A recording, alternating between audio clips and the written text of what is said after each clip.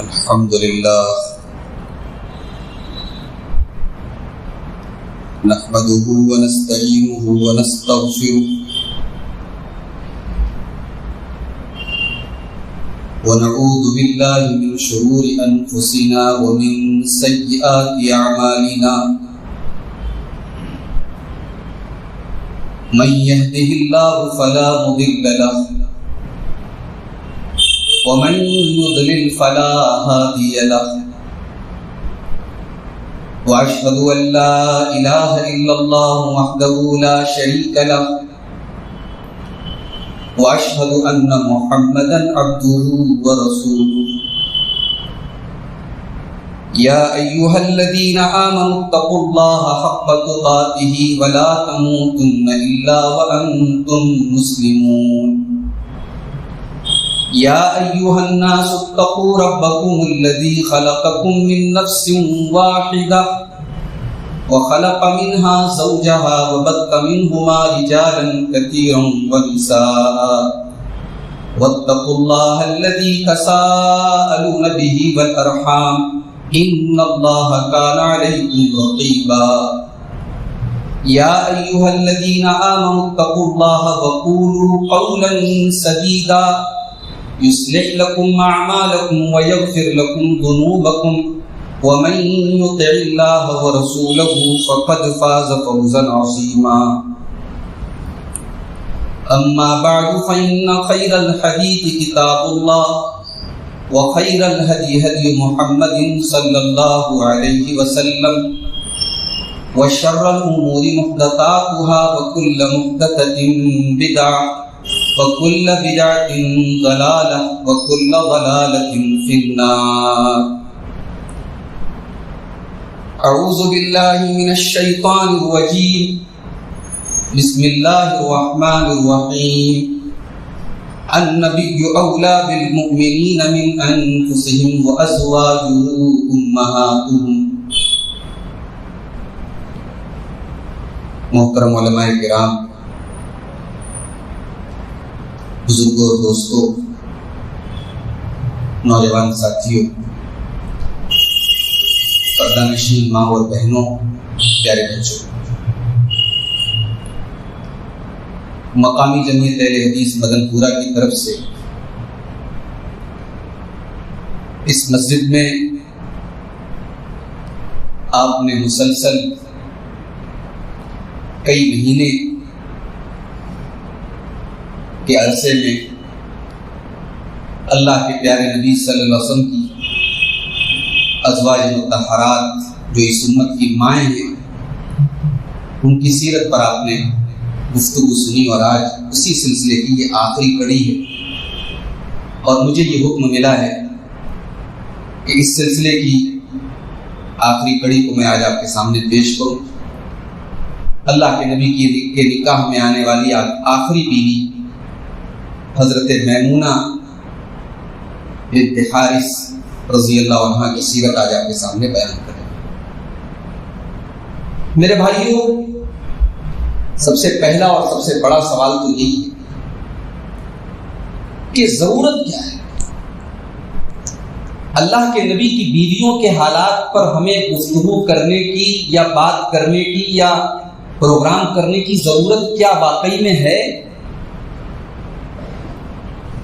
ایک انسان جب صحت مند ہوتا ہے تو نارمل کھانا ہم سے اس کے لیے کافی سمجھتا ہے، مگر ایک انسان جب کمزور ہوتا ہے تو ڈاکٹرز جو ہیں وہ اسے سجیسٹ کرتے ہیں کہ صاحب اسے طاقت کی چیزیں کھلاؤ، یہ کمزور ہے۔ آج ہمارا معاشرہ ایمانی اعتبار سے کمزور ہے، اور خاص طور سے اگر ہم معاشرے کی بات کریں تو معاشرہ بنتا ہے گھر سے، اور گھر بنتا ہے عورت سے۔ آج ہم اور آپ غور کریں کہ عورتوں کے اندر جو بگاڑ ہے، جو بے دینی ہے، اس کا سولوشن کیا ہے ہمارے پاس؟ ایک بڑا طبقہ امت کا ایسا ہے جس کے ہاں عورتوں تک دین کی باتیں پہنچانے کا کوئی میڈیم ہی نہیں۔ جمعہ کے خطبے پر پابندی ہے، عیدین کی نماز میں جانے پر پابندی ہے، دینی پروگرام وغیرہ میں عورتوں کا انتظام ان کے یہاں نہ کے برابر ہوتا ہے. اب ظاہر ہے وہ عورتیں دین کی معلومات کہاں سے حاصل کرتی؟ ہمارے یہاں الحمدللہ انتظام ہے، اکثر مسجدوں میں انتظام. ابھی میں اعظم گڑھ میں ایک جگہ گیا تھا، بڑا مشہور علاقہ ہے شاہپور مغلانی. آپ کو جان کر حیرت ہوگی، اہل حدیث بستی ہے پوری، 2 بڑی بڑی مسجدیں ہیں، لیکن برسوں سے مسجد میں عورتوں کا انتظام نہیں. عید کی نماز میں بھی عورتوں کی جماعت الگ ہوتی تھی، کوئی عورت نماز پڑھاتی تھی، ان کی جماعت الگ ہوتی. اتفاق سے میرا ایک پروگرام تھا تقریباً 5-6 مہینہ پہلے. جب یہ بات میرے سامنے آئی میں نے کہا بہت غلط بات ہے بھئی، آپ پہلے حدیث ہیں، آپ کو یہ بات بتانے کی ضرورت ہے کہ آپ کو عورتوں کے لیے انتظام کرنا چاہیے. اور آپ نے یہ جو طریقہ نکالا کہ عیدین میں عورتیں الگ جماعت کریں، یہ طریقہ کہاں سے آیا؟ اللہ کے نبی کے دور سے لے کر آج تک اس طریقے کا قائل مجھے کوئی عالم نظر نہیں آیا جس نے کہا ہو کہ یہ طریقہ صحیح ہے. غلط ہے یہ طریقہ. عورتوں کی جماعت اگر بالفرض کہیں پر مردوں کی یعنی جگہ کی تنگی ہے، صرف مردوں کی گنجائش ہے، تو عورتوں کی اگر جماعت الگ ہوگی تو بھی امامت تو مرد ہی کرائے گا. یہ سسٹم ہے ہی نہیں ہے کہ ان کی امامت الگ ہوگی اور عورتیں ان کی امامت کرائیں. تو اس بار میں 2-4 روز پھر پہلے وہاں میں پھر گیا تھا، تو لوگوں نے بتایا کہ نہیں، اب الحمدللہ مسجد میں انتظام بھی ہوا ہے عورتوں کا، اور عید کی نماز بھی اس بار لوگوں نے، عید بقرعید کی نماز بھی لوگوں نے یعنی عورتوں کے ساتھ پڑھی، ایک ساتھ جمع. تو ہمارے یہاں یہ حال بہت اچھا نہیں ہے. آپ کے یہاں جمعہ کی نماز میں عورتوں کا پرسنٹیج کیا ہے ذرا آپ نکال کے دیکھیے. اکثر گھروں کی عورتیں جمعہ کی نماز میں نہیں آتی. مرد حضرات تو سارے آ رہے ہیں، بچے تو سارے آ رہے ہیں، عورتیں کیوں نہیں آ رہی بھائی؟ اب اس میں کیا بہانے ہیں کہ صاحب وہ بہو ہے، اس کو کھانا بنانا ہے، بیٹی ہے، اس کے ذمہ یہ کام ہے. کون آئے گا؟ 60 سال کی 70 سال کی بزرگ خواتین. بھائی بہت اچھی بات ہے بزرگ خواتین کے آنے کو میں غلط نہیں کہہ رہا ہوں، مگر آپ یہ بتائیے کہ مولوی صاحب پردے پر تقریر کر رہے ہیں، پردے کی تقریر سننے کی بزرگ خواتین کو، اماں کو زیادہ ضرورت ہے یا بیٹی کو زیادہ ضرورت ہے؟ بہو کو زیادہ ضرورت ہے. تو حقیقت تو یہ ہے کہ ہمارے یہاں کی عورتوں تک دین کی باتیں نہیں پہنچ پا رہی ہیں جتنی پہنچنی چاہیے، جبکہ آج زیادہ ضرورت ہے دین کی باتیں پہنچانے کی. اور اللہ کے نبی کا زمانہ ہے، ایمان کے عروج کا زمانہ ہے، تقویٰ کے عروج کا زمانہ ہے. اس دور میں جب اللہ کے نبی کے صحابہ ایمان اور تقویٰ کے معاملے میں آئیڈیل تھے، غزوات میں شہید بھی ہو رہے ہیں، قرآن کی آیتیں بھی نازل ہو رہی ہیں، اور اس دور میں ان حالات میں اللہ کے پیارے نبی کے پاس عورتیں آتی ہیں اور آ کر کے کہتی ہیں ذهب الرجال بحدیثک یا رسول اللہ، اے اللہ کے نبی آپ کی تقریر تو مرد حضرات سنتے ہیں، آپ کی باتیں تو صرف مرد حضرات سنتے ہیں، آپ کی ساری باتیں تو مرد حضرات لے کے چلے جاتے ہیں، ہم عورتوں کو تو دین مل ہی نہیں پاتا. یہ تھی طلب عورتوں، یہ طلب تھی کہ اے اللہ کے نبی ہمیں دین کون سکھائے. عورتیں آ کر کے ریکویسٹ کر رہی کہ اللہ کے نبی ہمیں دین کی باتیں سکھائیے آپ.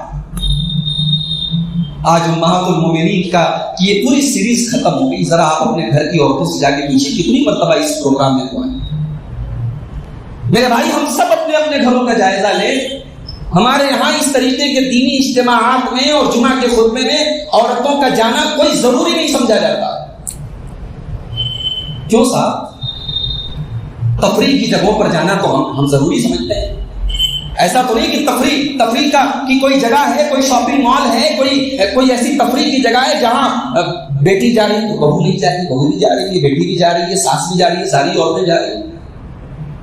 دین کا معاملہ آیا، اللہ اور اس کے رسول کی باتوں کا معاملہ آیا، آپ نے گھر کی بوڑھی عورتوں سے کہتے ہیں صاحب وہ ٹھیک ہے وہ جمعہ میں جا رہی ہیں، بہو کو کام ہے، آپ اس کو مینج کیجیے. ایک دن جمعہ کے دن کھانا تھوڑا پہلے بنا لیجیے. بھئی آپ مینج کرنا چاہیں تو بہت سارے طریقے ہیں آپ کے پاس، مگر آپ اپنے گھر کے حالات کو خود کنٹرول کریں کہ نہیں یہ آدھا گھنٹے کا خطبہ یہ ہماری روحانی خوراک ہے میرے بھائی، یہ ہماری روحانی غذا ہے، یہ ہفتے بھر ہماری عورتیں دنیا کی غلط باتیں اور دنیا کی بےہودہ باتیں جو ان کے دماغ میں سوشل میڈیا کے ذریعے ڈالی گئی، ٹیلی ویژن کے ذریعے ڈالی گئی، سیریلز کے ذریعے ڈالی گئی، دین سے دور کرنے والی ہزاروں چیزیں ان کے دماغ میں ڈالی گئی، کم سے کم ہفتے میں آدھا گھنٹہ ایسا بھی تو ہو جہاں ان کو ایمان کی باتیں کوئی بتانے والا، کوئی تقویٰ کی باتیں بتانے والا۔ ابھی آج میں بات کروں گا حضرت میمونہ کی، آپ حیرت کریں گے، اللہ کے نبی کی بیویاں تو سب احترام کے قابل، لیکن میں جب اللہ کے نبی کی بیویوں کی سیرت پڑھتا ہوں تو ایسا لگتا ہے کہ ایک گلدستہ ہے، ایک گلدستہ ہے جس میں ہر پھول کا اپنا ایک الگ رنگ ہے، ہر پھول کی اپنی ایک الگ خوشبو۔ حضرت میمونہ کی ایک خاصیت میں آپ کو بتا رہا ہوں، حضرت میمونہ اللہ کے رسول کی بیویوں میں ایک ایسی بیوی ہے جو ان حدیثوں کو روایت کرتی ہیں جن کو ہم ٹیکنیکل لینگویج میں کہتے ہیں فقہی حدیث، مسئلے مسائل والی حدیث۔ آپ غور کیجئے گا، کبھی حدیث کی کتابوں کو پڑھیے آپ، حضرت میمونہ کی جو حدیثیں ہیں وہ اخلاق سے ریلیٹڈ نہیں ہیں، وہ آداب سے ریلیٹڈ نہیں ہیں، وہ اصلاح معاشرہ سے ریلیٹڈ نہیں ہے۔ حضرت میمونہ کی حدیثیں اللہ کے نبی کے غسل کے طریقہ سے ریلیٹڈ، حضرت میمونہ کی حدیثیں اللہ کے نبی کے حج کے طریقے سے ریلیٹڈ، نماز کے طریقے سے ریلیٹڈ، استنجا کے طریقے سے ریلیٹڈ ہے۔ حضرت میمونہ کی حدیثیں فقہی مسائل، مسئلے مسائل کے متعلق ہیں۔ 76 حدیثوں کی راویہ ہیں حضرت میمونہ اللہ کے نبی سے۔ اچھا یہ بھی یاد رکھیے کہ حضرت میمونہ کو بہت ہی شارٹ ٹرم ملا ہے اللہ کے رسول کے ساتھ۔ سن 7 ہجری میں، ذی القعدہ سن 7 ہجری میں حضرت میمونہ اللہ کے نبی کے نکاح میں آئی ہیں، اور ربیع الاول سن 11 ہجری میں اللہ کے نبی کا انتقال ہوا۔ 4 سال میں اللہ کے رسول سے نہ جانے انہوں نے کتنی باتیں سنی ہوں گی، 76 حدیثوں کو انہوں نے یاد کیا۔ موبائل کا زمانہ نہیں تھا، چلو ریکارڈ کر لیا بعد میں سن لیں، لکھنے پڑھنے کا زمانہ بھی نہیں تھا، چلو نوٹس بنا لیا بعد میں پڑھ لیں گے۔ 76 حدیثیں حضرت میمونہ نے اللہ کے نبی سے سنا، یاد کیا اور امت کو پہنچایا۔ یہ معمولی بات ہے۔ آج ہمارے یہاں کی عورتیں، میرے بھائی، ان کو دین کی نالج نہ کے برابر ہے۔ ساری بچیاں تو جامعہ رحمانیہ میں نہیں پڑھتی اور پڑھ بھی نہیں سکتی، اس کی بہت ساری وجوہات ہیں۔ ہماری بچیاں پڑھ رہی ہیں کانوینٹ اسکولوں میں، کوئی اعتراض کی بات نہیں ہے، ٹھیک ہے، ہمیں حق ہے، ہم ہائر ایجوکیشن دے رہے اپنی بچیوں کو، میں اس کو بالکل غلط نہیں قرار دے رہا ہوں، لیکن آپ یہ سوچیں کہ ہماری بچیاں پڑھ رہی ہیں سمبی میں، ہماری بچیاں پڑھ رہی ہیں سینٹ جانس میں، اب وہاں سے انہوں نے 12 کیا، پھر گریجویشن کیا، انہوں نے اعلیٰ تعلیم تو انہوں نے حاصل کر لی، دنیا کی تمام تعلیم ان کے پاس ہے، مگر انہیں اللہ کے رسول کی بیویوں کی زندگی بتانے والا کوئی نہیں، انہیں اماں عائشہ کے تقویٰ کے بارے میں بتانے والا کوئی نہیں، انہیں حضرت خدیجہ کی قربانیوں کے بارے میں بتانے والا کوئی نہیں تھا۔ آج جو گھروں میں بگاڑ ہے، میاں بیوی کے درمیان جھگڑے ہیں، ساس بہو کے جھنجٹ ہے، کیوں ہے میرے بھائی؟ یہ ایمان نہیں، تقویٰ نہیں ہے، نبی کے صحابہ کی سیرت نہیں ہے، نبی کی بیویوں کی زندگی کے بارے میں ہماری عورتوں کی معلومات زیرو۔ تو سب سے پہلا پیغام تو میں آج یہی دینا چاہتا ہوں کہ اس پر ہم تھوڑا سا فوکس کریں۔ آج ٹیکنالوجی کا زمانہ ہے میرے بھائی، آپ موبائل کا استعمال بھی ایک اچھا استعمال کر سکتے ہیں۔ صبح عورتیں کچن میں گئی، یوٹیوب کے اوپر کوئی اچھی سی تقریر، کوئی مستند عالم کی تقریر لگا دی، کچن میں کام بھی ہو رہا ہے، تقریر سن لیا، آدھا گھنٹے کی تقریر سن لی۔ اب وہ آدھا گھنٹے کی تقریر جو سکون کے ساتھ کام کرتے ہوئے انہوں نے سن لیا، بہت بڑی بات ہے۔ جمعہ کے خطبے میں ایسا ارینجمنٹ کریں کہ عورتیں مسجد میں آئیں، اس طریقے کا کوئی پروگرام ہو، اس کو آپ لائٹلی نہ لیں، ہوتا رہتا ہے بھائی مسجد میں پروگرام، یہ عورتوں سے ریلیٹڈ پروگرام۔ اللہ کے نبی کی بیویاں جو اس امت کی آئیڈیل خواتین، بھائی اللہ کے نبی ہم سب کے لیے آئیڈیل ہیں، مگر آپ ایک آئیڈیل مرد ہیں، عورتوں کے لیے آئیڈیل تو عورت چاہیے۔ یہ نبی کی جو 11 بیویاں ہیں، یہ آئیڈیل خواتین ہیں، ان کی زندگی میں آپ کو تقویٰ ملے گا، ان کی زندگی میں آپ کو سادگی ملے گی۔ آج ہمارے یہاں عورتوں کا کیا حال ہے؟ آج ہمارے یہاں کی عورتوں کی خواہش کیا ہوتی ہے؟ اپنے شوہر سے کہتی ہے کہ آپ نے میرا فلاں ارمان نہیں پورا کیا، آپ مجھے کبھی ممبئی نہیں لے کے گئے، مجھے کبھی بنگلور نہیں لے کے گئے، آپ نے مجھے کبھی دبئی کی سیر نہیں کرائی، آپ نے مجھے فلاں کپڑا نہیں دلایا۔ آج عورتوں کے یہی معاملات ہوتے ہیں، ان کی جو خواہشیں ہوتی ہیں، ان کی جو تمنائیں ہوتی ہیں، ان سب کا تعلق دنیا سے، اللہ کے نبی کی بیویوں میں. میرے بھائیوں یہ بیویاں جس دور میں تھیں آپ سوچیں اللہ کے نبی کی ویلو کیا تھی اس سماج. صحابہ جان چھڑکتے تھے اللہ کے رسول. اس پورے مدینہ کی سوسائٹی میں اللہ کے نبی سب سے ٹاپ کے انسان تھے. سارا مدینہ آپ کو آنکھوں پر بٹھا تھا. ایک ایسے انسان کی بیویاں تھی اللہ کے رسول کی ازواج مطہرہ, مگر انہوں نے کبھی اپنے نبی سے یہ رونا نہیں رویا کہ ہمیں کیوں اچھے کپڑے نہیں ملے, ہمارے گھروں میں 2 مہینے چولہے کیوں نہیں جل رہے, مدینہ کے اندر بڑے بڑے عالیشان مکان ہیں, ہم یہ چھوٹے چھوٹے کمرے. اللہ کے رسول کے کمرے کیسے تھے؟ کبھی آپ سیرت کی کتابوں کو دیکھیے. اللہ کے نبی کی بیویاں جن کمروں میں رہتی تھی اتنے چھوٹے چھوٹے کمرے تھے کہ راوی کہتا ہے کہ جب میں ان کمروں میں جاتا تھا تو میں ہاتھ کو بڑھاتا تھا تو میں چھت کو ٹچ کر دیتا تھا. چھت کی ہائٹ بہت زیادہ نہیں تھی, کوئی فرنیچر نہیں تھا, کوئی پکا فرش نہیں تھا, کوئی ماربل نہیں تھا. ایک معمولی سا بستر رہتا تھا, ایک معمولی سا تکیہ رہتا تھا, ضرورت کے کچھ برتن رہتے تھے. یہ ٹوٹے پھوٹے چھوٹے چھوٹے کمرے, یہاں قرآن اترتا تھا میرے بھائی, یہاں جبریل آتے تھے. ان کمروں کو جب عبد الملک بن مروان کے زمانے میں جب مسجد نبوی کی توسیع ہونے لگی اور ان کمروں کو توڑا جانے لگا تو مدینہ کے بچے رو رہے. مدینہ کے گھروں میں لوگوں کی آنکھوں میں آنسو تھے. آج نبی کے گھروں کو توڑا جا رہا ہے. اور سعید بن مسیب اس دور کے بہت بڑے تابعی تھے, انہوں نے اس منظر کو دیکھ کر کے کہا کہ کاش ان کمروں کو باقی رکھا جائے اور آنے والی نسلیں دیکھیں کہ محمد عربی نے کیسی زندگی گزاری تھی اور آپ کی بیویوں نے کیسی زندگی. اللہ کے رسول کی بیویوں کے حالات زندگی ہماری عورتوں کو جاننے کی ضرورت ہے. آپ نے پوری سیریز سنی ہے, اس میں حضرت خدیجہ کے حالات آپ نے دیکھے.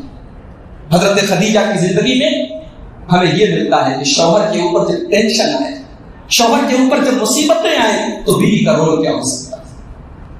اللہ کے نبی پتھر کھا رہے, کس کے لیے کھا رہے بھائی؟ آپ کا اپنا کوئی مفاد ہے؟ آپ کو کوئی دولت ملنے والی ہے, کوئی دنیا میں شہرت ملنے والی ہے؟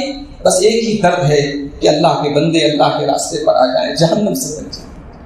اتنی تڑپ تھی اللہ کے نبی کے اندر لوگوں کے ایمان لانے کی کہ اللہ نے قرآن کے اندر کہہ دیا کہ اے نبی کہیں آپ اپنی جان کو جوخم میں نہ ڈال دیں.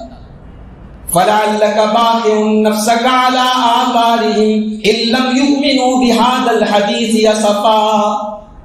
اے نبی اگر یہ لوگ ایمان نہیں لاتے تو کہیں ایسا نہ ہو کہ آپ اپنی جان کو جوخم میں ڈال دیں, آپ اپنے آپ کو ہلاک کر دیں. لیکن لوگ کیا کرتے تھے؟ میرے نبی پر پتھر مارتے تھے, میرے نبی کو شاعر کہتے تھے. کبھی کبھی نا فزیکل کوئی آپ کو فزیکلی تکلیف پہنچائے, اس سے بڑی تکلیف کیا ہوتی ہے؟ مینٹل تکلیف ہوتی ہے. آپ کام اچھا کریں, آپ کا مشن اچھا ہو اور لوگ آپ پر اعتراض کریں, لوگ آپ کے کیریکٹر پر کیچڑ اچھالیں, وہ جو تکلیف ہوتی ہے میرے بھائی وہ ناقابل برداشت. اللہ کے نبی دکھوں کا یہ پٹارا لے کر جب اپنے گھر جاتے تھے تو آپ کی وفادار بیوی حضرت خدیجہ اپنی مسکراہٹوں میں ان غموں کو دور کر دیتی. اسی لیے جب حضرت خدیجہ کا انتقال ہوا اللہ کے نبی بہت غمگین ہوئے, آپ کی آنکھوں میں تب بہت آنسو آئے. سیرت کی کتابوں میں اس سال کو عام الحزن کہا گیا جس سال آپ کی بیوی خدیجہ کا انتقال ہوا. تو یہ انٹرنل سپورٹ بہت ضروری ہے انسان زمانے کے مسائل سے لڑنے کے لیے, زمانے کی پرابلم سے لڑنے کے لیے انٹرنل سپورٹ, گھر کے اندر کا سپورٹ جو ایک بیوی دے سکتی ہے وہ بہت ضروری ہے. بہت سارے لوگوں کو دیکھا گیا ان کے پاس دولت ہے, اچھا کاروبار ہے, عالیشان بلڈنگ ہے, نوکر ہے, چاکر ہے, مگر گھر کے اندر ایک ایسی بیوی ہے جو اذیت دے رہی ہے, جو ذہنی طور پر تکلیف دے رہی ہے. وہ دنیا کی دولت اس انسان کو سکھی نہیں رکھ پا رہے. اور ایسے بھی لوگوں کو دیکھا گیا کہ پریشان حال ہے, مزدور ہیں, غریب ہیں, مگر گھر میں ایسی بیوی ہے جو مسکرا کر استقبال کرتی ہے, جو اپنی باتوں سے اس کے غموں کا مداوا کرتی ہے, اپنی مسکراہٹوں سے اس کی تکلیفوں کو دور کرتی ہے. خدیجہ رضی اللہ تعالیٰ عنہ وہی بیوی ہے. یاد کرو اللہ کے نبی کے اوپر قرآن کی پہلی وحی نازل ہو رہی ہے, اللہ تعالیٰ آپ کے اوپر نبوت کی ذمہ داری ڈال رہا ہے, آپ گھبرائے گھر آتے ہیں. حضرت خدیجہ سے کہتے ہیں مجھے کمبل لا کر کے دے دو, خدیجہ کمبل لا کر کے دیتی ہیں.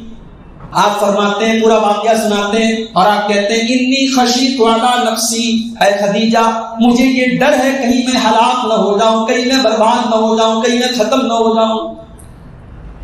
ذمہ داری کا بوجھ اللہ کے رسول کو پریشان کرنا. اب ایسے موقع پر حضرت خدیجہ نے کیا رول پلے کیا. اللہ، شوہر ٹینشن میں ہے اور حضرت خدیجہ ظاہر ہے شوہر کے حالات جتنا بیوی سمجھتی ہے دنیا نہیں سمجھ سکتی. دنیا تو انسان کا بات ظاہر دیکھتی ہے، بیوی تو باطن بھی جانتی ہے. حضرت خدیجہ اللہ کے رسول کو اچھی طریقے سے ابھی اللہ کے نبی نے اسلام کی دعوت بھی نہیں دی ہے، لیکن حضرت خدیجہ نے اللہ کے رسول کو رسول مان لیا. اور کیا کہتی ہیں؟ کلا واللہ ما یخزیک اللہ ابدا، اے میرے سرتاج اللہ کی قسم اللہ تعالیٰ آپ کو رسوا اور ذلیل نہیں کرے گا.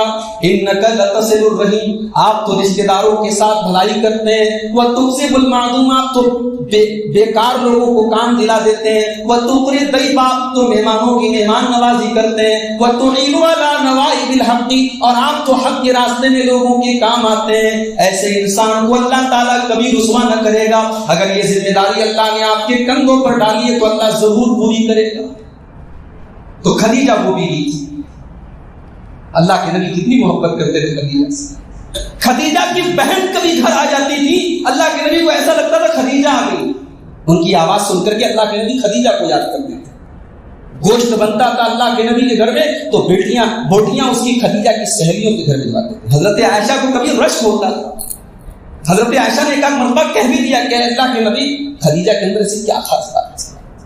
تو اللہ کے نبی نے کہا کہ تم نہیں سمجھو گی عائشہ، خدیجہ میری وہ بیوی ہے وَاسَقْنِي بِنَفْسِهَا وَمَالِهَا، جب مجھے مال کی ضرورت پڑی خدیجہ نے اپنا مال میرے لیے قربان کیا، اور خدیجہ نے اپنی جان میرے لیے لگا دی، اپنی زندگی میرے پیچھے لگا دی. تو حضرت خدیجہ کی زندگی میں آپ کو وہ چیز. حضرت عائشہ کو دیکھنا، امام زہری کہتے ہیں کہ ساری دنیا کی عورتوں کا علم ایک طرف اور عائشہ کا علم ایک طرف.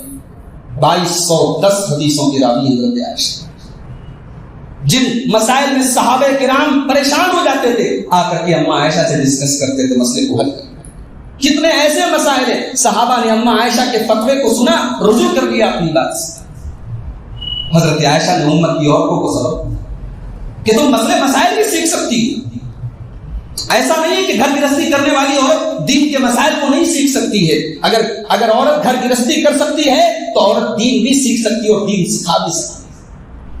یہ اماں عائشہ ہے.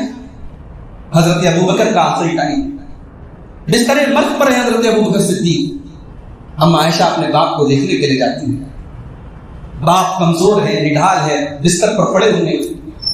بیٹی کی شکل دیکھتے ہیں، بیٹی حال چال لینے آئی ہے، بیٹی آخری ٹائم میں باپ کا سہارا بننے آئی ہے. مگر وہ کیا لوگ تھے میرے بھائی. حضرت ابو بکر نے بیٹی کو دیکھا، پوچھا بیٹی یہ بتا اللہ کے نبی کے کفن میں کتنے کپڑے؟ آخری ٹائم میں باپ کو یہ فکر ہے کہ میرا کفن دفن سنت کے مطابق ہوگا کہ نہیں. ہمارے یہاں مرنے کے ٹائم اس کی فکر ہوتی ہے پراپرٹی کا وارث کون ہوگا، بٹوارا کیسے ہوگا، بیٹوں کو کتنا ملے گا، بیٹیوں کو کتنا ملے گا. ہمارے تو اسی پر فوکس ہوتا ہے. وہاں آخری ٹائم میں ابو بکر صدیق بیٹی سے پوچھ رہے ہیں کہ بیٹی اللہ کے نبی کے کفن میں کتنے کپڑے؟ اماں عائشہ نے کہا اللہ کے نبی کے کفن میں 3 کپڑے. کیا سبق ملا؟ کہ بیٹی کو اس قابل بناؤ کہ باپ مسئلہ بیٹی سے پوچھے. آج ایسی بیٹیاں کہاں ہیں میرے بھائی؟ حضرت عائشہ آپ کو سبق سکھا رہی ہیں کہ اپنی بیٹیوں کو اس قابل بناؤ کہ ضرورت پڑے تو تمہیں وہ مسئلہ بتائیں. انہی بیویوں میں حضرت حفصہ رضی اللہ تعالیٰ، حضرت عمر کی بیٹی. کہتے ہیں باپ کا اثر تو بچوں کے اندر آتا ہے. علماء لکھتے ہیں کہ حضرت حفصہ مزاج کی تھوڑی تیز تھی. ظاہر جینیٹک اثر رہا ہوگا، واللہ اعلم، ہم کنفرم تو نہیں کہہ سکتے، لیکن ایک مشاہدہ ہے کہ ماں باپ کا اثر بچوں پر آتا ہے. حضرت حفصہ کی زبان میں کچھ تیزی تھی. ایک مرتبہ اللہ کے نبی نے کسی بات پہ ناراض ہو گئے آپ، اور حضرت حفصہ کو الگ کرنے کا اپنا ارادہ کر، اور حضرت جبریل علیہ السلام اللہ کے نبی کے پاس، یہ صحیح روایت ہے، حضرت جبریل علیہ السلام اللہ کے نبی کے پاس ہے اور آپ نے کہا کہ راج حفصہ، اے اللہ کے نبی آپ حفصہ کو اپنے آپ سے الگ مت کیجیے، حفصہ سے رجوع کیجیے. فَإِنَّهَا صَوَّامَةٌ قَوَّامَةٌ، حفصہ بڑی روزے دار عورت ہے اور راتوں کو جاگنے والی اور قیام کرنے والی عورت. اللہ، آج ایسی عورتیں کہاں ہیں؟ آج ایسی عورتیں کہاں ہیں جن کے تہجد پڑھنے کی گواہی جبریل آ کر کے دے رہا ہے، اور جبریل علیہ السلام آ کر کے کہہ رہے تھے اللہ کے نبی حفصہ بڑی عبادت گزار ہے، بڑی تہجد گزار ہے، آپ ان کو اپنی ذات سے رکھیں۔ کیا ہماری بہنوں کو، ہماری ماؤں کو حضرت حفصہ کی سیرت پڑھنے کی ضرورت نہیں پڑتا؟ کیا ہماری ماں بہنوں کو حضرت ام سلمہ کی سیرت پڑھنے کی ضرورت نہیں ہے، جن سے بچہ چھین دیا گیا، شوہر کو الگ کر دیا گیا؟ بیچاری اسلام کے لیے، دین کے لیے انہوں نے کیا کیا نہیں کیا، اور جب بچہ ان کے حوالے کیا گیا تو 480 کلومیٹر کا سفر اللہ کا نام لے کے اکیلے نکل پڑی مکہ سے مدینہ۔ یہ عورتیں ہیں نبی کی بیویاں جنہوں نے اسلام کے لیے سب کچھ قربان کیا۔ انہی بیویوں میں حضرت زینب بنت خزیمہ جو غریبوں کا اتنا خیال کرتی تھی کہ ان کا نام پڑ گیا ام البصر۔ آج ہمارے یہاں کسی بنارس میں بڑھیا دائی ایک مسجد ہے، اس کی تاریخ لوگ بتاتے ہیں کہ کوئی عورت تھی بڑھیا دائی نام کی، کوئی عورت، اس کو احترام میں بڑھیا دائی کہتے تھے، اس نے وہ زمین وقف کی تھی مسجد کے۔ آج ویسی عورتیں کہاں ملے گا؟ صحابہ کرام کے درمیان اپیل ہوتی تھی چندے کی، اللہ کے نبی چندے کی اپیل کرتے تھے، حدیث کے الفاظ ہے، بخاری کے الفاظ ہے، عورتیں اپنے کانوں کے ایرن، ایئر رنگ اور اپنے جھمکے اور اپنے جو ہے زیورات اتار کے وہ دے دیتی۔ آج کہاں ہے وہ عورت؟ صدقہ خیرات کرنے کا وہ جذبہ ختم ہو رہا ہے ہمارے سماج۔ اللہ کے نبی کی انہی بیویوں میں حضرت زینب بنت جحش، حضرت زینب بنت جحش کون ہے؟ یہ اللہ کے نبی کی پھوپھی کی بیٹی، خاندان بھی عالی شان ہے، خوبصورت بھی تھی۔ حضرت عائشہ کہتی ہے کہ نبی کی بیویوں میں میری ٹکر کی کوئی تھی تو زینب بنت جحش، ایک مقام تھا حضرت زینب بنت جحش کا۔ مگر آپ یہ دیکھیں کہ حضرت زینب بنت جحش جب حضرت عائشہ کے اوپر الزام لگا، جھوٹی تہمت لگی، اور جب اللہ کے نبی نے حضرت زینب سے پوچھا کہ تمہارا کیا خیال ہے؟ بھئی آج ہمارے یہاں غیبت عام بات ہے، شکوے شکایت عام بات ہے، بڑی روزے دار، بڑی نمازی عورتوں کے اندر بھی کچھ نہ کچھ شکوے شکایت کی عادت تو ہوتی ہے۔ ساس بڑی متقی ہے لیکن بہو کے متعلق کچھ نہ کچھ شکایت تو کر ہی دیتی ہے، بہو بہت نیک ہے لیکن ساس کے بارے میں دو چار الفاظ تو بول ہی دیتی ہے۔ یہاں تو سوتن کا رشتہ ہے، دنیا کا سب سے خطرناک رشتہ سوتن کا رشتہ مانا جاتا ہے۔ کوئی سوتن اپنی سوتن سے کبھی خوش نہیں ہوتی۔ یہاں 9 سوتنیں ساتھ میں رہتی ہیں، مگر کیا مجال ہے کہ کسی نے کسی کی غیبت کی۔ یہ تو موقع تھا، اپنی دشمنی نکال سکتی تھی، کہہ سکتی تھی کہ ہاں اگر عائشہ کے اوپر الزام لگائے تو عائشہ نے کچھ کیا ہوگا، بڑا بہترین موقع تھا۔ مگر زینب بنت جحش کہتی ہے احمی سمعی و بصری، اے اللہ کے نبی میں اپنی آنکھوں اور اپنے کان کی حفاظت کرتی ہوں، میں عائشہ کے بارے میں کوئی غلط بات نہیں کہہ سکتی، میں نے جو آج تک دیکھا ہے میں نے ان کے اندر کوئی برائی نہیں۔ یہ تھی نبی زبان کی حفاظت کس کو کہتے ہیں، شکوے شکایت اور غیبت سے کیسے اپنے آپ کو بچایا جاتا ہے، اس کی مثال دیکھنی ہے میرے پیارے ساتھیوں کو، آپ نبی کی بیوی کے حالات۔ تو آج اس سلسلے کی یہ آخری کڑی ہے، اور میں یہی میسج اپنی ماں بہنوں کو دینا چاہتا ہوں کہ نبی کی زندگیوں کو آپ پڑھیں، بڑی عبرتیں ہیں، بڑی نصیحتیں ہیں۔ قرآن کریم کے 21ویں پارے کے لاسٹ میں اور 22ویں پارے کے شروع کی جو آیتیں ہیں، ہر عورت کو وہ آیتیں ضرور پڑھنا چاہیے، ہر ماں کو وہ آیتیں پڑھنی چاہیے، ہر بیٹی کو وہ آیتیں پڑھنا چاہیے، بہو کو وہ آیتیں پڑھنا چاہیے۔ سورہ احزاب کی آیت نمبر 28 سے لے کر کے آیت نمبر 35 تک کی آیت آپ یا ایھا النبی قل لازواجک ان کنتن تردن الحیاۃ الدنیا وزینتها فتعالین امتعکن واسرحکن سراحا جمیلا۔ یہ آیت اس وقت نازل ہوئی جب مسلمانوں میں خوشحالی آئی، جنگ احزاب کے بعد یہ آیت نازل ہوئی، جنگ بنو قریظہ کے بعد یہ آیت نازل ہوئی۔ مسلمانوں کے گھروں میں سونا چاندی آ گیا ہے، مسلمانوں کے پاس دولت کی کوئی کمی نہیں ہے، لیکن نبی کے گھر کی عورتیں، نبی کی بیویاں وہی ٹوٹے پھوٹے مکان میں رہتے تھے۔ اللہ کے نبی کی بیویوں نے اللہ کے نبی سے گزارش کی، اے اللہ کے نبی ہم آپ کی بیویاں ہیں اور ہماری زندگی اتنی سادہ ہے، ارے قیصر و کسریٰ کی بیگمات تو بڑے عیش و آرام سے محلوں میں رہتی ہیں، ان کی خدمت میں کنیزیں لگی رہتی ہیں، ہماری خدمت میں تو کوئی کنیز نہیں لگی۔ اے اللہ کے نبی ایسا کب تک چلے؟ ہمارے خرچے کچھ بڑھنے چاہیے، ہماری انکم کچھ بڑھنی چاہیے، ہمارے گھر میں بھی خوشحالی آنی چاہیے۔ ذرا ایمان سے بتاؤ میرے بھائیو، ذرا دل کے ہاتھ رکھے، کیا مطالبہ غلط تھا؟ کیا دنیاوی نقطۂ نظر سے ناجائز تھا؟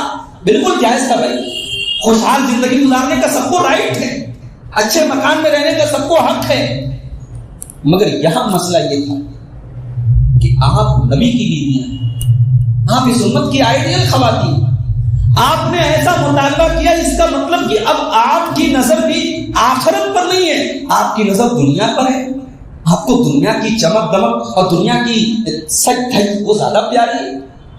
اس موقع پر یہ آیت سورہ احزاب کی آیت نمبر 28 اور 29, یا ایھا النبی قل لازواجک, اے نبی اپنی بیویوں سے کہہ دیجئے, ان کنتن تردن الحیات الدنیا وزینتها, اگر تمہیں دنیا کی زندگی چاہیے, تمہیں دنیا کی زیب و زینت چاہیے, تمہیں دنیا کی سج دھج چاہیے, فتعالینا, تو آ جاؤ, امتعکن, میں تمہیں دنیا کی دولت دے دیتا ہوں, 2-4 اچھے کپڑے سلوا دیتا ہوں, اچھی زندگی کے کچھ مال و دولت ان کو دے دیتا ہوں, وَأُسَرِّحْكُنَّ سَرَاحًا جَمِيلًا, اور تمہیں عزت کے ساتھ, احترام کے ساتھ, خوشی کے ساتھ اپنے گھر سے رخصت کر دیتا ہوں, تمہیں طلاق دے دیتا ہوں, پھر تم نبی کے گھر میں رہنے کے قابل نہیں ہو. تمہاری نظر میں اگر دنیا سب کچھ ہے, تمہیں دنیا کی چمک چاہیے, دنیا کی دولت چاہیے, تمہیں اونچی بلڈنگ میں رہنا ہے, تمہیں خدمت کرنے کے لیے کنیزوں کی ضرورت ہے, تو ٹھیک ہے, پھر نبی کے ساتھ نہیں رہ سکتے, آپ کو یہاں سے رخصت کیا جائے. غور کرو, یہ آیت جب نبی کی بیویوں کے سامنے پڑی ہوگی ان پر کیا گزری ہوگی. اللہ, یہ ہم تو ایسے ہی سمپل سن رہے ہیں نا, یہ جس کے بارے میں نازل ہوئی ان کے دل پر کیا گزری ہوگی. بھائی یہ تو نبی کی بیویاں ہیں, انہوں نے کتنے سکھ دکھ کے ایام نبی کے ساتھ گزارے ہیں, اور آج قرآن اللہ تعالیٰ اس آیت میں کہہ رہا ہے نکل جاؤ نبی کے گھر سے, نہیں رہنا تو نبی کے گھر. وَإِن كُنتُنَّ تُرِدْنَ اللَّهَ وَرَسُولَهُ وَالدَّارَ الْآخِرَةَ فَإِنَّ اللَّهَ أَعَدَّ لِلْمُحْسِنَاتِ مِنكُنَّ أَجْرًا عَظِيمًا. اور اے نبی کی بیویوں, اگر تم اللہ سے محبت کرتی ہو, رسول سے محبت کرتی ہو, اور آخرت میں اپنا گھر بنانا چاہتی ہو, تو نیکی کے کام تم کرتی رہو, اس کو کنٹینیو رکھو. اللہ تعالیٰ نے تمہارے لیے بہت بڑا ثواب تیار کر کے رکھا ہے. یہ 2 آیتیں ہیں جس کو آیت تخیر کہا جاتا ہے. تخیر اس مطلب آپشن, چوائس. اللہ تعالیٰ نے چوائس دی اپنے نبی کی بیویوں کو, چاہو تو دنیا لے لو اور چاہو تو نبی کا ساتھ لے لو. اب جب یہ 2 آیتیں نازل ہوئی, اب غور سے سنیے گا, اللہ کے نبی سب سے پہلے حضرت عائشہ کے پاس, سب سے زیادہ محبت بھی آپ حضرت عائشہ سے کرتے ہیں. ایک سے زیادہ اگر کسی کی بیویاں ہوں تو شریعت یہ کہتی ہے کہ آپ کو سلوک سب کے ساتھ برابر کرنا ہے, لیکن ہاں دل میں محبت کسی کی کم اور زیادہ ہو سکتی ہے. اسی لیے اللہ کے نبی اپنی بیویوں کے درمیان بٹوارا ہر چیز کا برابر کرتے تھے, لیکن محبت کے بارے میں اللہ سے دعا کرتے تھے, اللہم لا تلمنی فیما لا املک, اے اللہ جس چیز کا میں مالک نہیں ہوں اس پر تو مجھے ملامت مت کر, اس پر تو میری پکڑ مت کر. دل کے اندر ہو سکتا ہے کسی کی محبت زیادہ ہو, تو حضرت عائشہ سے آپ کی محبت بہت زیادہ ہے, لیکن آپ نے سلوک سب کے ساتھ برابر. یہاں تک کہ آخری ٹائم میں, مرض الموت میں, جب اللہ کے نبی بیمار تھے, اس موقع پر بھی آپ بار بار کیا کہہ رہے تھے, این اکون غدن, این اکون غدن, کل میری باری کہاں ہے, کل میری باری کہاں ہے. یعنی آپ اشارہ دے رہے تھے کہ میں اب اپنے آخری ایام حضرت عائشہ کے گھر میں گزارنا چاہتا ہوں. اور ساری بیویوں نے کھلے دل سے اجازت دی کہ ٹھیک ہے, اگر آپ حضرت عائشہ کے گھر میں گزارنا چاہتے ہیں, ہمیں کوئی آبجیکشن نہیں, کوئی اعتراض نہیں. تو یہاں پر آپ دیکھیے, اللہ کے نبی سب سے پہلے حضرت عائشہ کے پاس. عائشہ ایک بات کہنا ہے مجھ سے, کہیے اللہ کے نبی کیا بات ہے. عائشہ کوئی جلدی نہیں, تم اپنا جواب بعد میں مجھے دے دینا, سوچ سمجھ کے دے دینا, اپنے والدین سے مشورہ کر کے دے دینا. اے اللہ کے نبی کیا بات ہے, کون سا ایسا سیریس میٹر ہے کہ آپ مجھے سوچنے سمجھنے کی مہلت دے رہے ہیں, والدین سے مشورہ کرنے کا حکم دے رہے ہیں, کیا بات ہے, میٹر کیا ہے. اللہ کے نبی یہ 2 آیتیں پڑھ کے سنا دی, سورہ احزاب کی آیت نمبر 28 اور 29. کہ عائشہ یہ میٹر ہے, اللہ تمہیں اختیار دے رہا ہے, چاہو تو میرے ساتھ رہو, اور اگر دنیا چاہیے تو پھر مجھ سے الگ ہو جاؤ. لیکن اے عائشہ یہ مجھے تم سوچ سمجھ کے جواب دو, اس کے بارے میں جلدی نہیں, اپنے والدین سے سمجھ کے جواب دو. ہم عائشہ نے جو جواب دیا ہے, اللہ کہتی ہیں افی ھذا استغفر ابویہ، اے اللہ کے نبی کیا کہہ رہے ہیں آپ؟ کیا یہ اس معاملے میں اپنے ماں باپ سے مشورہ کروں گی؟ اللہ کہہ رہا ہے کہ اے نبی کی بیویوں، تمہیں اگر اللہ سے محبت ہے، رسول سے محبت ہے اور آخرت میں گھر بنانا چاہتی ہو تو تم نبی کے ساتھ رہو اور نیکی کا کام کرتی رہو. اور آپ مجھ سے پوچھ رہے ہیں کہ میرا آپشن کیا ہے، میری چوائس کیا ہے؟ میں اللہ کو چنتی ہوں، میں رسول کو نہیں چاہیے مجھے عیش و آرام کی زندگی. میں آپ کے ساتھ روکھا سوکھا کھا لوں گی، کمزور زندگی گزار لوں گی، تنگی کی زندگی گزار لوں گی، مگر مجھے اللہ پیارا ہے، مجھے اس کے رسول پیارے ہیں، مجھے آخرت کا گھر پیارا ہے. یہ اماں عائشہ کا جواب تھا، اور یہی جواب اللہ کے نبی کی ساری بیویوں نے. یہ رتبہ بلند ملا جس کو مل گیا، ہر مدعی کے واسطے دار و وطن کا. یہ جو لقب پڑا نا امہات المومنین، یہ کوئی معمولی لقب نہیں ہے، یہ امت کی مائیں ہیں. یہ رسپیکٹ دنیا میں کسی اور کو حاصل نہیں ہو سکتی. یہ امت کی مائیں ہیں، اور اپنے نبی کی زندگی میں بھی یہ امت کی مائیں تھی، اور کل جنت میں بھی یہ نبی کی بیویاں ہوں. ان کو یہ مقام اللہ نے دیا. اور جب نبی کی بیویوں نے اس آیت کے نازل ہونے کے بعد کھلے دل سے کہا ہمیں عیش و آرام کی زندگی نہیں چاہیے، ہم نبی کے ساتھ چھوٹے چھوٹے کمروں میں زندگی گزارنے کو تیار ہیں، ہم بھوکے رہنے کو تیار ہیں، ہم کمزور زندگی گزارنے کو تیار ہیں، تو اللہ نے اپنے نبی کی بیویوں کو پھر یہ مقام دیا. اللہ نے وہ سورہ احزاب کی آیت نازل کی جس میں اللہ نے اپنے نبی سے کہا اب آپ ان بیویوں میں سے کسی کو طلاق نہیں دے سکتے ہیں. یہ جو 9 بیویاں آپ کے نکاح میں اس وقت ہیں، آپ ان میں سے کسی کو طلاق نہیں دے سکتے. یہ 9 بیویاں دنیا میں بھی آپ کی بیوی ہیں اور جنت میں آخرت میں بھی آپ کی بیوی ہیں. اللہ اپنے بندوں کو، اللہ کے قانون جیسا عمل کریں گے آپ، اللہ ویسا ہی بدلہ دے گا. ان نبی کی بیویوں نے اللہ کی رضا کے لیے اپنا عیش و آرام قربان کیا. اللہ نے یہ آنر اور یہ مقام اور یہ احترام ان کو دیا. اللہ نے کہا تم میرے نبی کی بیوی دنیا میں بھی ہو اور آخرت میں بھی میرے نبی کی بیوی ہو. تو امہات المومنین وہ عورتیں وہ اسی لیے علماء کہتے ہیں کہ امہات المومنین کی عظمت اور ان کے مقام کو جاننا یہ ہمارے عقیدے کا ایک حصہ ہے. اگر کسی ایک امہات المومنین میں سے کسی ایک کے اوپر بھی کوئی گندا کمنٹ کر دے، کوئی بےہودہ بات کر دے، کوئی بدتمیزی کر دے، اپنی صحیح ماں کے ساتھ آپ بدتمیزی کر دیں تو شاید اتنا بڑا گناہ نہیں ہوگا. اگر آپ نے اس روحانی ماں کے ساتھ، اس ایمانی ماں کے ساتھ اگر آپ نے بدتمیزی کی تو آپ نے اللہ کے ساتھ دشمنی مول لی ہے. جسے اللہ نے احترام اور عزت بخشی ہے، آپ نے اس کے ساتھ دشمنی کی، آپ کو قیامت کے دن جواب دینا. آج ایسے بھی بدتمیز لوگ دنیا میں موجود ہیں، باقاعدہ ان کے یہاں کلمہ ہے عائشہ و حفصہ فی النار. ان کے یہاں باقاعدہ کیک کاٹی جاتی ہے حضرت عائشہ اور حفصہ کے نام کی، ان کے ناموں پر چھری چلائی جاتی ہے اور جوتے چپلوں پر ان کے نام لکھے جاتے ہیں. انہیں عائشہ اور حفصہ سے اتنی نفرت ہے. میرے پیارے ساتھیوں، اللہ ایسے لوگوں کو ان کے انجام تک پہنچائے اور ہم سب کو امہات المومنین سے سچی محبت کرنے کی توفیق عطا. تو سورہ احزاب کی ذرا ان آیتوں کو دیکھیے، پھر ہم حضرت میمونہ کے چونکہ حالات پر بہت زیادہ میٹر نہیں ہے، مختصر بات کر کے بات کریں. سورہ احزاب کی آیت نمبر 28 اور 29 آپ نے سنا. آگے بڑھیں. یا نساء النبی من یات منکن بفاحشۃ مبینۃ یضاعف لها العذاب ضعفین وکان ذلک علی اللہ یسیرا. اے نبی کی عورتوں، اگر تم نے کوئی کھلی ہوئی بے حیائی کا کام کیا، کوئی غلط کام کیا، کوئی گندا کام کیا تو تم کو ڈبل سزا ملے گی. آج کتنے لوگ ہیں کہتے صاحب ہم سید لوگ ہیں. ساؤتھ میں کبھی کبھی میں جاتا ہوں تو لوگ کہتے ہیں مولوی صاحب سید گھروں کی جو لڑکیوں کے جو والدین ہوتے ہیں وہ رشتے کے لیے پریشان ہوتے ہیں. کوئی سید گھر کی کوئی لڑکی لینا نہیں چاہتا. کہتے ہیں سید گھر کی لڑکی لے لیں گے تو اسے اپنے گھر میں جھاڑو دلوائیں گے. نبی کے خاندان کی لڑکی ہے اور وہ ہمارے گھر میں جھاڑو لگائے گی، بھائی ہم ایسی لڑکی کو بہت نہیں. تو سید گھرانے کی لڑکیوں کے رشتے نہیں ہوتے. ساؤتھ میں یہ معاملہ آج لوگ اپنے آپ کو جو بھائی ایک تو یہ کنفرم ہی نہیں ہے کہ واقعی میں وہ سید ہے بھی کہ نہیں. اصل سید تو مکہ اور مدینہ میں ہونے چاہیے، وہاں بیچارے سید ہے ہی نہیں اور سارے سید ہندوستان میں آ گئے. یہاں قدم قدم پہ گلی گلی سید ملتے ہیں. تو اب جو لوگ سید ہیں صاحب ان کے لوگ ہاتھ پیر چوم رہے ہیں کہ صاحب یہ اولاد رسول، یہ نبی کی نسل کے لوگ ہیں، یہ سید لوگ ہیں. اب چاہے اس کا کیریکٹر کیسا بھی ہو، یہاں اللہ کہہ رہا ہے جس کا نبی سے جتنا تعلق ہے اس کی رسپانسبلٹی بھی اتنی زیادہ ہے. تم نبی کی بیوی ہو نا، سزا تمہیں ڈبل ملے گی. تم نے اگر کوئی غلط کام کیا جو سزا عام عورتوں کو ملتی ہے تمہیں ڈبل ملے گی. یاد رکھو تمہارا مقام بہت اونچا ہے تو تمہاری ذمہ داری بھی بہت اونچی ہے. وَكَانَ ذَلِكَ عَلَى اللَّهِ يَسِيرًا، اور اللہ تعالیٰ کے لیے ایسا کرنا بہت آسان کام ہے۔ اب یہاں سے قرآن کا 22واں پارہ اسٹارٹ ہوا ہے۔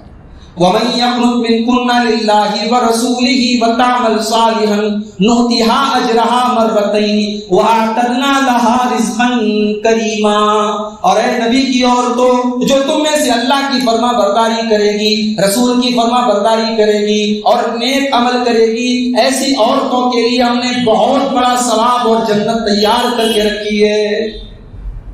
ثواب بھی ڈبل ملے گا، نیکی کرو گی تمہیں زیادہ ثواب ملے گا، کیونکہ تمہارا مقام بہت اونچا ہے۔ یا نساء نبی کی لستن کاحد من النساء، اے نبی کی عورتوں تم عام عورتوں کی طرح نہیں ہو۔ اور یہی سے نقطہ ملتا کہ سماج میں وہ عورتیں جو عالمہ ہیں، یہ عالم کی بیوی ہیں، ان کا مقام بھی عام عورتوں سے زیادہ ہے۔ جب عام عورتوں سے زیادہ ہے تو کپڑا جتنا سفید ہوگا نا اس پر دھبے اتنے تیز نظر آئے، اس لیے تمہاری رسپانسبلٹی بھی زیادہ ہے۔ قرآن کی یہ آیت ان تمام عورتوں کے لیے بہت بڑا میسج ہے جو کسی عالم کی بیوی ہے۔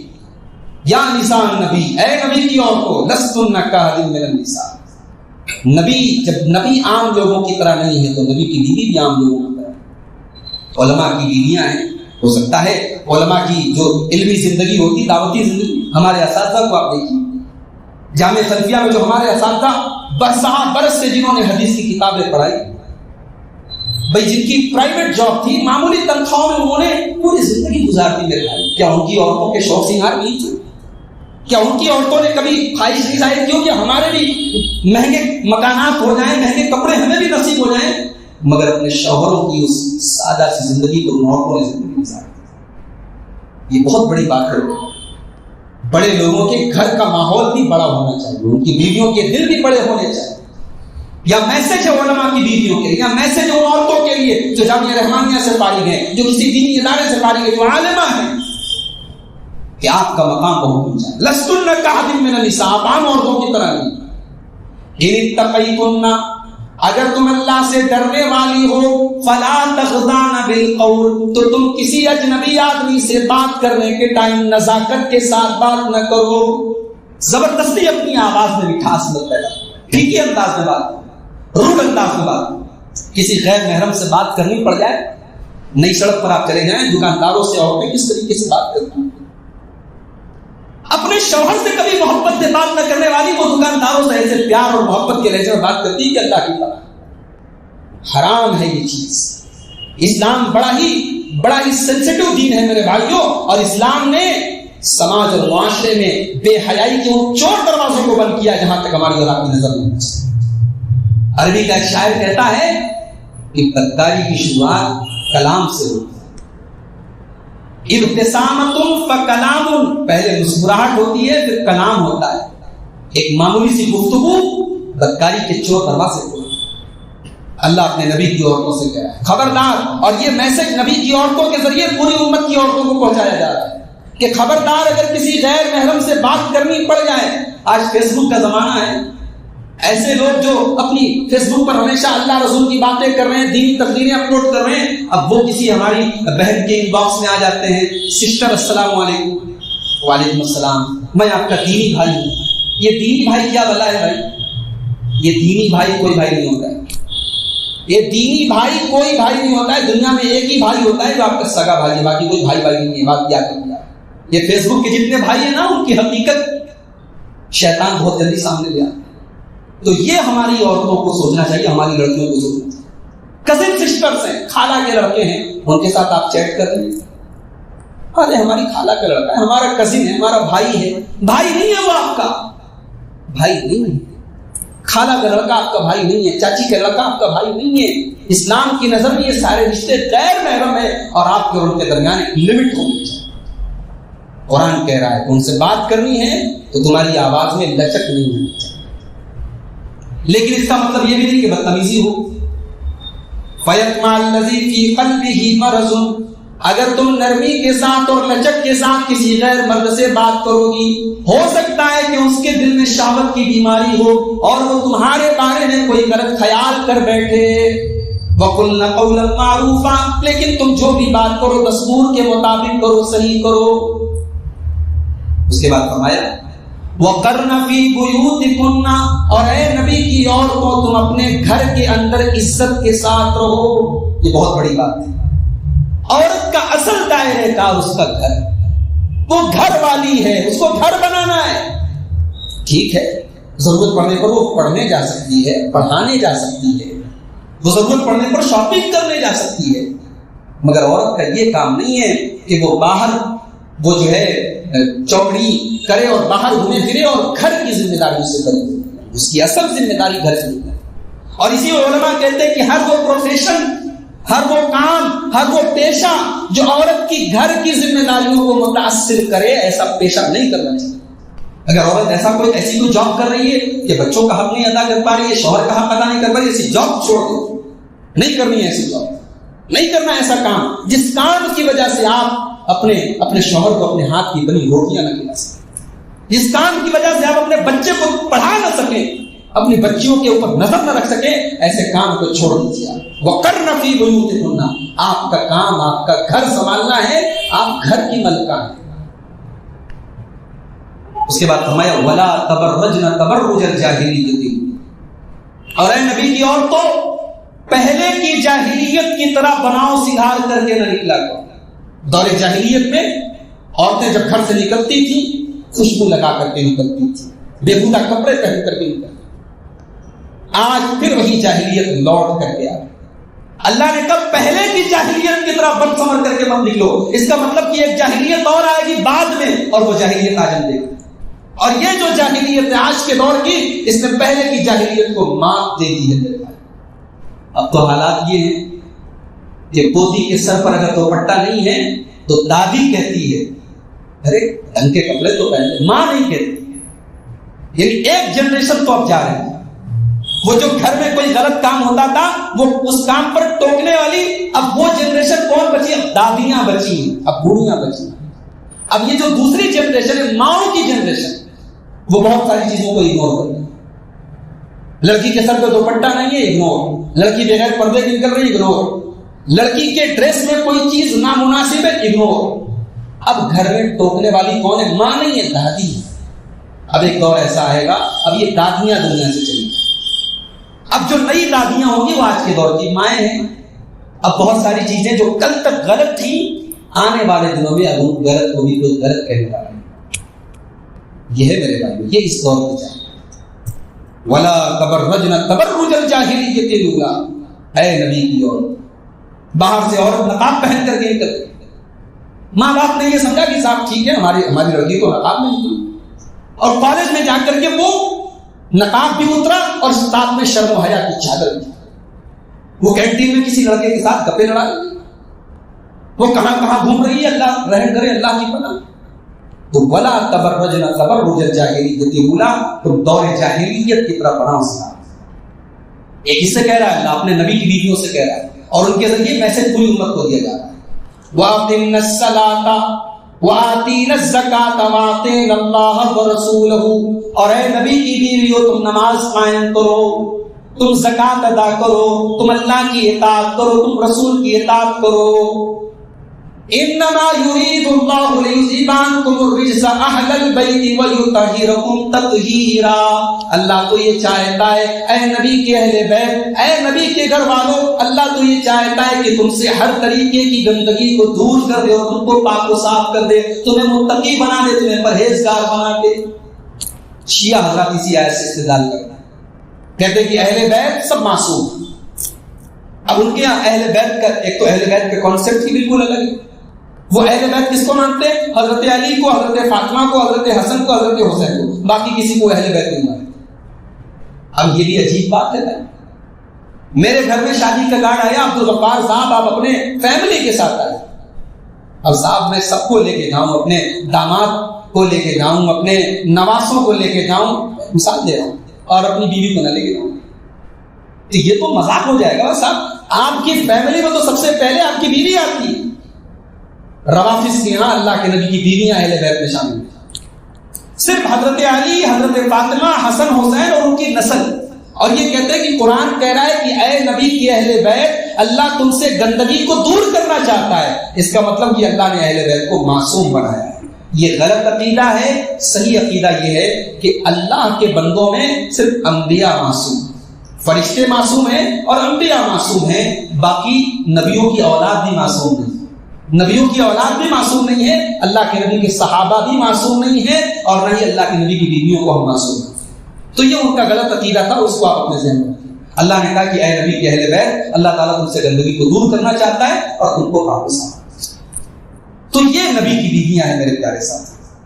آخری کڑی سلسلے کی حضرت میمونہ رضی اللہ تعالیٰ عنہا کی. سن 7 ہجری میں جب اللہ کے نبی عمرۃ القضا کر کے لوٹ رہے تھے، تب حضرت عباس رضی اللہ تعالیٰ عنہ نے یہ رشتہ پیش کیا. حضرت میمونہ کون تھی؟ حضرت عباس کی سالی تھی. اچھا، حضرت میمونہ کی ایک خاص بات یہ بھی یاد رکھیں کہ حضرت میمونہ کی جو ماں تھی ان کا نام تھا ہند بنت عوف. علماء کہتے ہیں کہ پورے عرب میں کوئی ایسی عورت نہیں تھی جس کے داماد اتنے ٹاپ کے ہوں جتنے داماد حضرت ہند بنت عوف. ان کی جتنی بیٹیاں تھیں سب بہت بڑے بڑے لوگوں سے ان کی شادی ہوئی.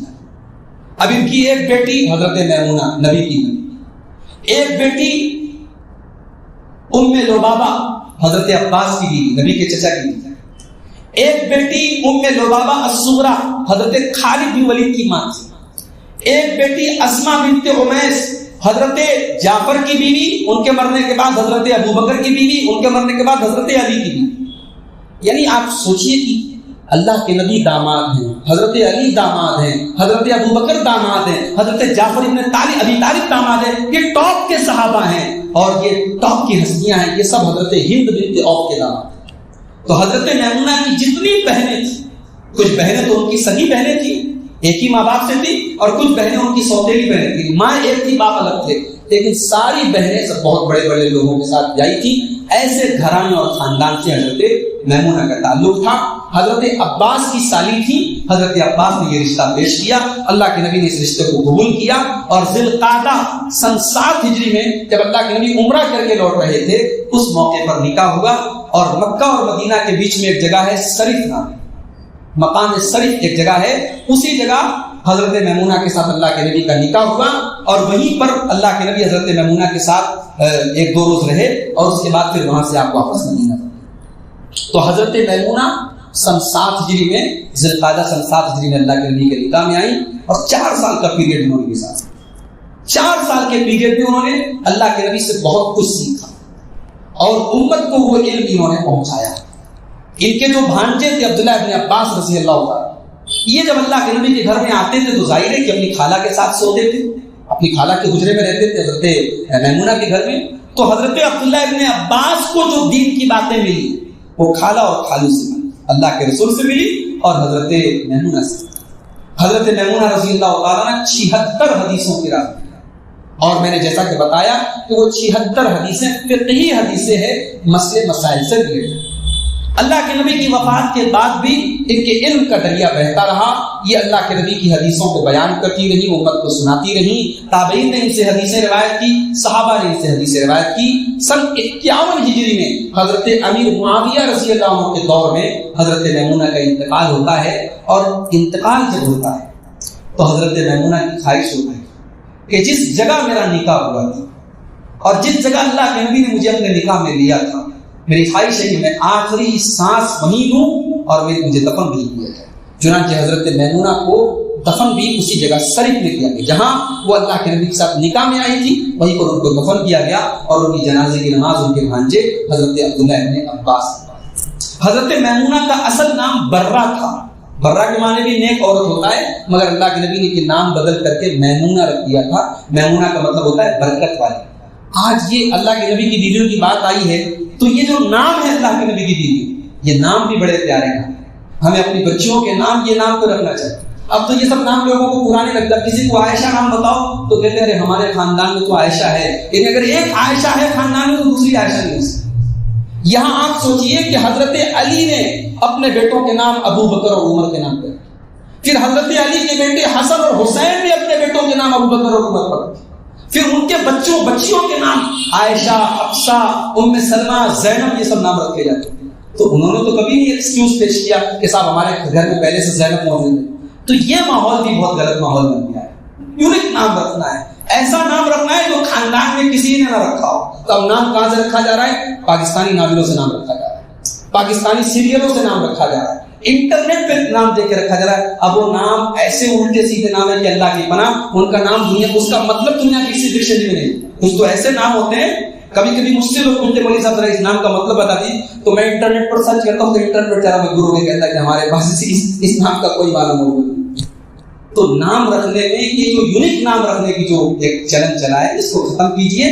نبی کی بیویوں کے نام پر اپنے بچوں کے نام، اپنے بچیوں کے نام بہترین نام ہے. جویریہ، میمونہ، ام حبیبہ، ام سلمہ، عائشہ، خدیجہ، حفصہ، یہ سب بہترین نام ہے میرے بھائیوں. یہ اپنی بچیوں کے آپ نام. تو حضرت میمونہ کا نام اللہ کے نبی نے بدل کر کے برہ نام تھا، ان کا نام آپ نے میمونہ رکھا. اور اس طریقے سے اللہ کے رسول کے نکاح میں آنے والی یہ آخری بیوی. اللہ کے نبی کی ان تمام بیویوں کے حالات آپ نے مختلف علماء سے سنے. اس میں بیچ میں میرا بھی ایک خطاب ہوا حضرت عائشہ کے اوپر. میں آپ سے یہی گزارش کروں گا، اپنی ماں بہنوں سے گزارش کروں گا کہ آپ وقت نکال کر کے، اگر آپ اس پروگرام میں شامل نہیں ہوئی ہیں، میں سمجھتا ہوں ساری ریکارڈنگ بھی انٹرنیٹ پر موجود ہے، آپ ایک ایک کر کے ساری بیویوں کے حالات کو پڑھیں. بڑے سبق ہے میرے بھائی، بڑی عبرت ہے. آج ہمارا اور آپ کا ماحول یہ ہے، آج بھی یہاں ایک پروگرام ہے، ابھی ہمارے ناظم صاحب نے اعلان کیا کل بھی پروگرام ہے، پرسوں بھی پروگرام ہے. تقریریں تو ہم بہت سن رہے ہیں ماشاءاللہ، لیکن ہمارے یہاں ایک مزاج ہے، ایک طبقہ تو وہ ہے جو تقریروں کو سنتا ہی نہیں ہے، اور ایک طبقہ وہ ہے جو تقریر صرف سنتا ہے، اس کو پھر عملی زندگی میں ڈھالنا نہیں ہے. اللہ کے نبی کی بیویاں کیا کرتی تھی، میں ایک مثال دے کے بات کروں گا. ام حبیبہ رضی اللہ تعالیٰ، یہ اللہ کے نبی کی وہ بیوی ہے، انہوں نے سنت کو کیسے زندہ کیا. ان کے باپ کا انتقال ہوا ابو سفیان کا، اور انتقال کے تیسرے دن انہوں نے کہا خوشبو لاؤ، میں اپنے کپڑے میں خوشبو لگاؤں. لوگوں نے کہا کیا بات ہے، خوشبو کو لگائی؟ کہا کہ اللہ کے نبی نے فرمایا کہ عورت کے لیے جائز نہیں ہے کہ کسی کے مرنے پر 3 دن سے زیادہ شوق منائے. صرف بیوی کو یہ اجازت ہے کہ وہ 4 مہینہ 10 دن تک وہ شوق منائے گی. میرے باپ کا انتقال ہوا ہے اور آج تیسرا دن گزر چکا ہے، میں آج خوشبو لگا کر کے یہ اعلان کرتی ہوں کہ شوق کا ٹائم ختم ہو گیا، غم منانے کا ٹائم. یہ تھی نبی کی ام حبیبہ. تو ام حبیبہ رضی اللہ تعالیٰ عنہ کی ایک حدیث ہے، صحیح مسلم کے اندر یہ حدیث موجود ہے. وہ کہتے ہیں کہ اللہ کے نبی نے فرمایا کہ جو دن اور رات میں 12 رکعت نمازیں پڑھتا ہے، اللہ تبارک و تعالیٰ اس کے لیے جنت میں ایک گھر بناتا ہے.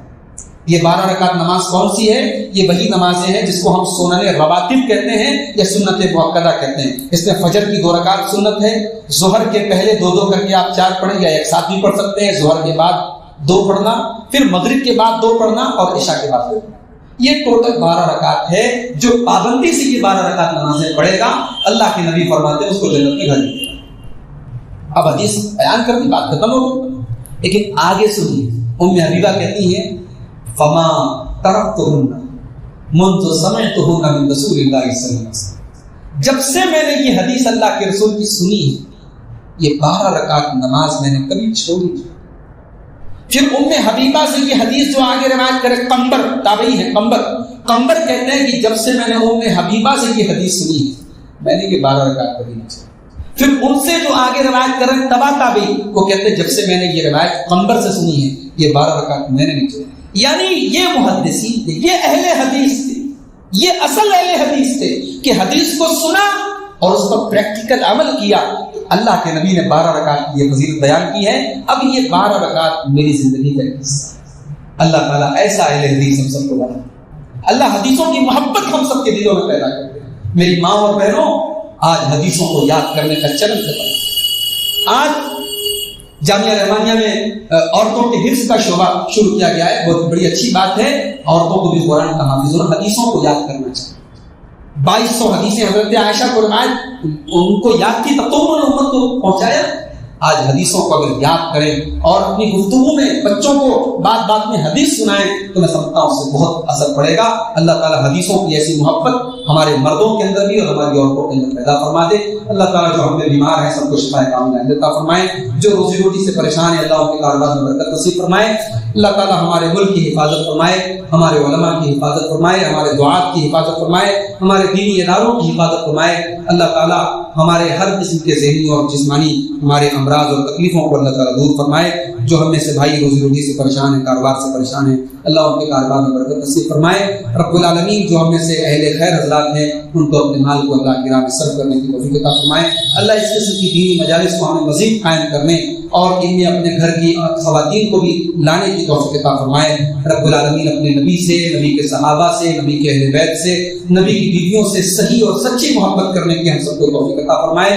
رب العالمین ہمارے گھروں میں دینداری کا ماحول پیدا فرما دے، ہمارے اندر جو کمیاں اور خامیاں ہیں اللہ تعالیٰ اپنے فضل و کرم سے ان کو دور فرما دے، اور اللہ تعالیٰ قیامت کے دن اپنے نبی صلی اللہ علیہ وسلم کی شفاعت ہم سب کو نصیب فرمائے، اپنے نبی کے ہاتھوں جام کوثر نصیب فرمائے، جب تک ہم دنیا میں زندہ رہیں اسلام پر زندہ رہیں اور ہم سب کا خاتمہ ایمان پر ہو، آمین۔ وآخر دعوانا الحمدللہ رب العالمین، والسلام علیکم ورحمۃ اللہ۔